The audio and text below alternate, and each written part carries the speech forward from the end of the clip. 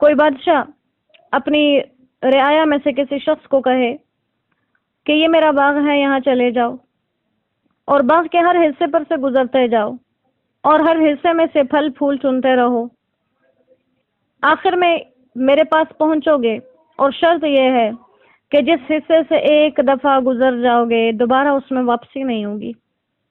تو وہ شخص باغ میں داخل ہو اور جب دیکھے کہ باغ ہے اور بہت خوبصورت ہے تو نہ سیر و تفریح میں مصروف ہو گیا، نظاروں میں مصروف ہو گیا، باغ کے سفر طے کرتا جا رہا ہے، سیر کرتا جا رہا ہے۔ آخر ایک مقام پر پہنچا اور وہاں جا کے کیا دیکھا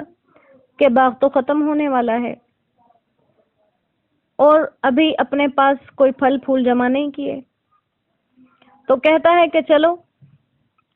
جہاں کھڑا ہوں یہیں سے کچھ توڑ لیتا ہوں۔ آگے پیچھے دیکھتا ہے تو باغ کے اس حصے میں پھل پھول کچھ بھی نہیں ہے،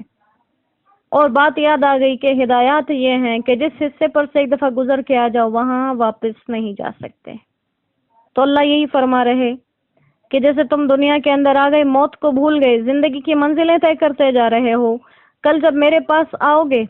اور میں پوچھوں گا یہ کام کیوں نہیں کیا، پھر کہو گے اللہ ایک دفعہ لوٹا دیں، تو لوٹنا نہیں ہے، مہلتیں نہیں ہیں۔ تو اس لیے جو ایک دفعہ کی زندگی ملی ہے اسی میں اعمال کرنے ہیں، ہم نے بار بار زندگی نہیں ملے گی، زندگی ایک دفعہ ملی ہے اور بار بار ہمیں یہ چیز سمجھائی جا رہی ہے کہ اسی سے فائدہ اٹھانا ہے، اسی مہلت کے اندر اپنے کام کرنے ہیں۔ تو اللہ کریم اس کو ہمارے لیے آسان فرمائے۔